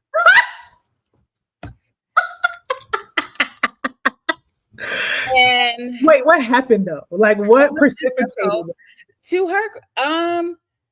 She kept picking on me. Like I kept feeling like she was picking on me. Like she was like, I don't remember exactly what happened. I was in the first grade, and most of this memory is through my mom. But I do remember, to her credit, she did go to peer mediation, and I guess we worked it out. But I like that story because number one, it's funny that I saw my teacher as my peer. But number two, I like the fact that I had like, I'm like, these rules apply to all of us. Like these rules apply to all of us. And number three is like my sense of like self-determination. Like it did not even cross my mind that this was not the right thing to do. So I was like baffled. My mom was like, "You did that?" And I'm like, "Why wouldn't I?" Like she was messing with me. Like this is mediation. The fuck? So that is so very I do think that was formative. Secondly, I think that so something that happened when I was 16 years old, I got taken to a party where the people who were throwing it were members of the Klan. Like the Klan actually has a big presence in Arizona, in Tucson, where I'm from, because of proximity to the border and et cetera, et cetera. And so I had a lot of white friends in high school. And the dude that threw the party was named Dustin. And so I think I don't know if they knew. Like people would say, "Oh, he's racist" or whatever, but I don't know that they knew. But like when I walked up to the party, it was on my 16th birthday. I remember this vividly. Like when I walked into the party, like the people, I was with this dude, Nick, and Nick is like a dark-skinned Mexican, but they like basically told him like, "You take your hat off, let me see your hair," like this type of shit. And they let him in. But me and my friend Q is black. They wouldn't let us in the party. They're like, "Oh, you're not welcome here." Wait, so let them see his hair, like it had to, was that like it was straight? He had straight hair. Was it a curl pattern? Like this is the eugenics is crazy. So then I just remember me and my friend Q going to his car and me just feeling like, and I think that's where like before that I was like, I don't know, multicultural, I guess. I don't really know what the politics were, but I remember at that, like, I think that was the dawning of like my nationalist phase. Cause I'm like, none of my white friends came out to check on me. Like nothing happened. It was just, or I think like maybe one white friend, but then went back in the party. And then Q, who by the way, only dated white girls. So, but at that moment we had like, I don't know, we had this bonding moment. And so I think that was like the basis of like a nationalist. Like I was never like rejected blackness, but I think that I was like a more bootstraps black at that point. Yeah. And so, but I think that like, cause I remember as I was coming to consciousness during like a different type of like nationalist Afrocentric consciousness during undergrad, I thought about that often. But I'm not gonna lie, That's scary. Yeah, Like it is. that was scary. Like they could, who know, they could have like brutalized me in any way. Like, you know what I'm saying? And so that was crazy. The third was in undergrad. I was in undergrad when the Gina 6 thing Mhm. happened and when Don Imus called like the Rutgers basketball players nappy headed hoes. And so we organized a protest in the march. And it's around that time that I would say I came, like I really sort of stepped into my consciousness. I went through my white purge. Like I went natural for the first time. Like later on, I became president of the Black Student Government. That's around the time I joined my organization. And so that was really formative. But I remember the movie that really like set me on my path. It was a documentary. It's called A Great and Mighty Walk. And it's about John Henrik Clark. And like I remember being like breathless, like, oh my gosh, who like this is like, because you know, he talks about like ancient Egypt, like all of, you know, all of classical Africa. Then he goes on, he had, you know, that's when he was like, that's Black people don't owe white people nothing but an ass whooping. Like he just had all of these quips, and I was like, oh my gosh, like this is it. And that's when I started reading, like, you know, doing my like deep study and blah blah blah. Wesley Snipes narrated that movie, by the way, which is very interesting.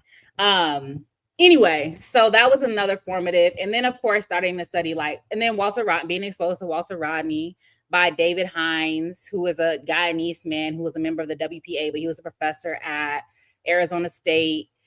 There's more and more and more, like, so there, those are like some of the early like formative things and like political moments in my life. A lot of fighting, beating motherfuckers up. Like I did a lot of fighting when I was younger, fist fighting, and I think that that's why I'm not I think fisticuffs are important. So anyway, yes, I definitely did have I did have a Hotep era, like You know, I've straight. never seen Hidden Colors. I've never seen Hidden Colors either, but I don't think I didn't have like a fucking YouTube Hotep. I had like the Afrocentric idea, now Bali contributions to civilization. I had like a more, you know, I had like a more studied Hotep, but I absolutely. And see, Anyway. I think this is also like, you know, you often talk about this, like your relationship to your radicalization really came through study. And I feel like mine really came through like a griot kind of tradition. Like it really came to me through this, like through the storytelling of those people around me and kind of like really sitting at people's feet. And so like, I think that also, I think that obviously it's not overdetermined by this, right? But the way you're introduced to a thing really becomes, I think, crucial to the way you engage with it and the way you continue to learn from it. And so like, I think in some ways, perhaps that's why it makes sense that I was drawn to anthropology, because people's stories really are interesting to me.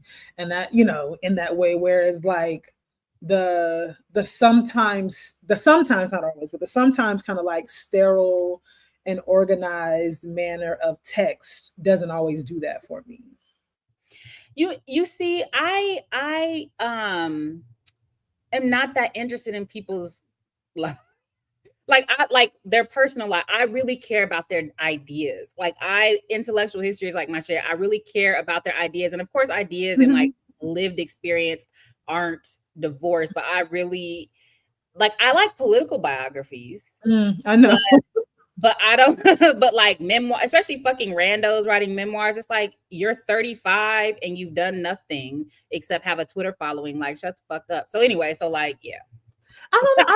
I still even enjoy those. And you know, I think, and also part of the reason why I enjoy those is because doing research on like Afro Latin America very early on, a lot of the early texts that talk about like people who are unambiguously Black and Latino, like their experiences kind of come through a lot of these texts that are like memoir-like texts, where they are coming to their sense of self as Black folks vis-a-vis the way they are being treated and experiencing the world. And so I think that like just early on, that was one of the, like in particular reading, like how do people come to reckon with their racial identity? Whether it be their choice or something that's imposed upon them. And like that was, you know, so like so much a part of my own story. And so, not that I already identified as Black, but like having that experience in the Dominican Republic, where I really like having grown up in the South, I experienced the worst anti-Black racism of my life those 6 months that I was in the DR. And I didn't experience that in Mississippi. I didn't experience that in Alabama. I didn't experience that in North Carolina. I experienced that in Santo Domingo. Right. Okay, so people talk about celebrity memoirs. I'm not gonna lie. I really like. I loved Gucci Mane's memoir. Okay. And I thought Brick Squad was quasi. So the way that they described Brick Squad and like the collective nature of that, I was like, them niggas had a commune. Yeah. Anyway, I loved Gucci Mane. Anyway, well, you know, I actually liked Gabrielle Union's, but mostly because I think at the time when I read Gabrielle Union's, my ex-husband and I were struggling with fertility issues. So I think like just her fertility journey at that time it just really resonated with me. And so it wasn't really so again, that's what I think it is about like people's stories. It's like it's not like all of who they are, but like hearing people share that like I'm struggling with some of these same things and like how they're dealing with it, I think is just I just think it's important to the human experience. I'll say that. It is. $1 million chains and a freeze cup. Burn. I'm trying to think. Okay, so we probably got time for what? I got a meeting at 6, y'all. I'm sorry, but like we got time. Do we want to go to Leah's or do we want to ask one more question? Do you want me to ask you? Let me ask you one revolution question. Okay. We can do a part 2 next week. I'm just playing. Okay. We can do part 2 in the future, not necessarily. In the future, yes. Okay. If you were gonna start a revolution organization, who would you want in it? What types of people would you look for? And what would be some of the objectives?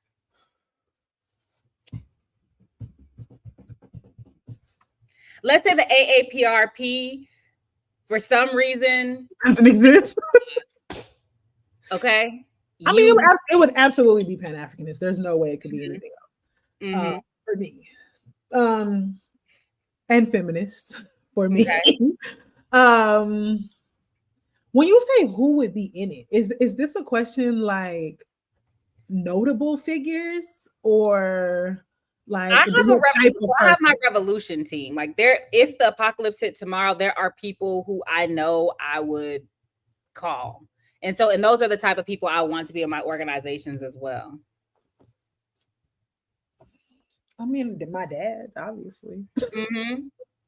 Like no doubt. I don't know. I have an affinity for older folks who have like been through stuff because I think that like learning from their experience. So like obviously somebody like my uncle for sure. But I don't know. Like I think that the thing that makes organizations really work is a variety of types of personalities. And like an organization cannot thrive on with being a conglomeration of people with main character syndrome. Sure. And so you have to have people who want to do work. And when I say that, I don't even mean like, yeah, you got to have people who want to like be boots on the ground and do like, you know, organize stuff. But you also have to have people who are like just okay with like being behind the scenes and like not necessarily like being the front of something and being the face of something. And I just think that I don't know that I have names of people because so much of the way that I engage with people is based on like, do I feel like I can trust you? Right. And my trust in people has been shaken by a lot of things. And so I don't know. Like, I don't know. I don't have a list of names, but I do like personality types. Like I need people who like share the values and like who understand like, okay, this is like the US is not the limits of our politics. We are not fighting for we might be fighting for a better quality of life in some kind of way here, but we're not fighting to demand this land. in any way, shape, or form. We have to have a politics where we care for one another. And that also means that even like struggling in principle with one another. And so like, and this is even something for me like that I work on, but like that disagreeing with people does not mean necessarily that that is your key or cue to tear folks down because you disagree, or to like because you done been dragging motherfuckers. But I do think that it requires a desire to have like to contribute equally to a shared vision, and I think that that requires certain types of like that requires an array of personality types.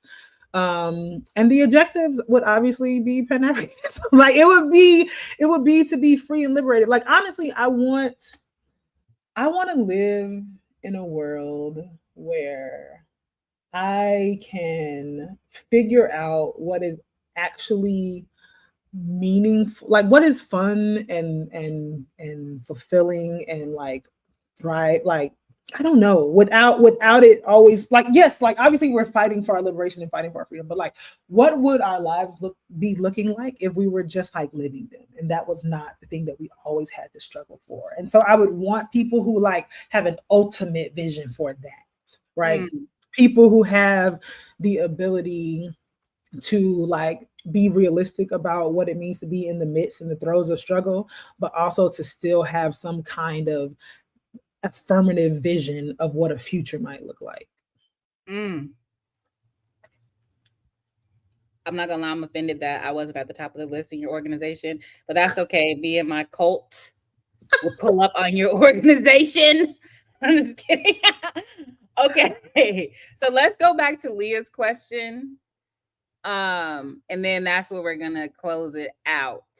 So, although before we get to Leah's question, sorry, one more thing. All right, y'all. So there's this game called F, Marry, Kill. Oh, so I want to play a version of that. Just I have several of them, but I want to play a version of that that's called Vote, Organize, Street Fight. And so it's basically like, who would you vote for?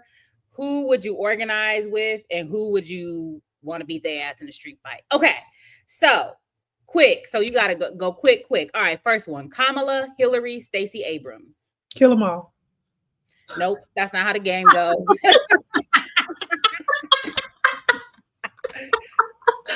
Okay, wait. Vote, organize, street fight. Ugh. These are my choices? Okay, so who would I vote for? Who would I organize with?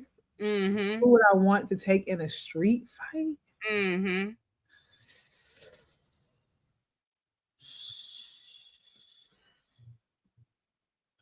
Okay, I'll give you mine. If I have to vote, I'm going to vote for Stacey Abrams because I would not have Hillary or Kamala. Like, okay. Street fight. The thing is, I dislike Kamala in a way that I don't dislike Hillary, but that's because I don't care about Hillary. Like, it's like, I think it's because Hillary is a white woman, so I already just don't care. So like, some part of me wants to like fight Kamala, but I also don't want to organize with Hillary. So perhaps fight Hillary, organize Kamala. I don't know. I feel very uncommitted to these choices. Okay, for me, I would organize with Stacey. I would beat the dog shit out of Hillary and vote for Kamala. I did not vote for her, by the way, but I would vote for her because she's gonna lose anyway. So why not? Okay, one more, y'all. Okay, so this is a better one. Winnie Mandela, Argelia Laya, Shirley Graham Du Bois. Okay, so does the street fight have to be in a street fight with, like, she and I are fighting each other, or we are fighting together? You fighting each other. Well, I don't want to fight Winnie. I feel like Winnie could kick some ass. And it could be body punches, you know, just getting tough revolution with throwing hands. I don't want to fight with Winnie. I don't want to. What is that thing called? A something necktie? That burning tire around your neck? Oh my god! What is it called? Oh yeah, I know what you're talking about. I can't think about it. Okay, I think I would organize with Argelia. I would organize with Argelia. I would vote for Winnie and street fight with Shirley. Yeah, I think you could beat Shirley. I really do. Okay, so for me, it would be um organize with Winnie, vote for Argelia, beat up Shirley. Because I actually got Shirley. She was real shady. I know he was gonna say that. Real shady. So yeah. Okay. Now finally to Leah's more serious question. Sorry, y'all. But I was in the shower one day and I was like, this would be hilarious to play. Let me just tell you the other people that I had: Jill Stein, Cornell West, Claudia De La Cruz, Cabral, Sankara, and Nkrumah, Jared Ball, Two Black, Kamal Franklin, Melina Abdullah, Alicia Garza, Angela Davis. So anyway, next time. Okay, so do you want to go first? Okay, how and what have you both learned from each other, politically, mentally, versus socially? Sorry, but that was funny. Okay, I'll put it back. I mean, I feel like I feel like you have an extremely like sharp and critical mind, and so I definitely am. I think constantly like learning from you. I will say this too, in terms of what would this fall under? I guess like socially, politically. I do feel like one of the early things that I appreciated about our friendship is that there was no version of myself that I could not be. Mm-hmm. And that I think like set a bar for me in terms of friendships where it's like, yeah, like I hang out with other people or whatever. But when I think about a friend, to me, it's important that if I'm actually saying that, like, if I can easily transition between the most high level critical political discussion, whatever, to the depths of ignorance, right? Foolishness, and being able to like be on that spectrum, I think is something that I really appreciate about our friendship. And I think has really impacted what I think about other friendships as I form them, and like how I like whether or not I consider certain relationships friendships or not. Mm-hmm. Because you are sharp and astute and all those things, like you are always pushing me to like to read more, and not that when I say that, you're not pushing me to do that, but like my desire to be able to like be in dialogue and debate is pushed by who you are. And I think that is what the best friendships do. The best friendships require you to push yourself in order to like sharpen one another, as opposed to the other person saying you have to do this, you have to be this. It's like something that comes intrinsically from your relationship with that person. Mm-hmm. Okay, so I don't know if we're supposed to answer these one by one, but I'll just do it one. Okay, I really appreciate that. I think I really especially appreciate. I like we be talking about some ignorant shit. But it's always fun and funny. And we've both seen each other at some pretty low points, and it's been fine. Okay, so politically, I would say, what have I learned from you politically? Definitely, I think you definitely made me sharpen my critique of feminism, because you make some good cases for feminism. You commit me. Yes, I know I'm late for my meeting. I just sent them an email, told them I'll be there in a second. This is important. So yeah, so I think that, and also to actually, I would say just to actually get involved in shit. I think that when we first met, I don't think I had joined an organization yet, but like the work that you were doing in the party and just having, your experience in a movement family, I think was like, okay, you got to do some shit, bitch. Okay. Mentally, I don't know what mentally necessarily means. Mentally, we could both be batshit and it's fine. We will still be functional and we will help each other through it. And I think we're pretty good at sharing the breakdowns. Like when you gotta be lifted up, I think I can show up, and then when I'm fucked up, like you're usually in a better space, so that balances out. we do tend to trade off. Spiritually, well, I'm a Scientologist. She's an atheist, so I don't know. I got more agnostic. Yeah, okay, agnostic. Yeah.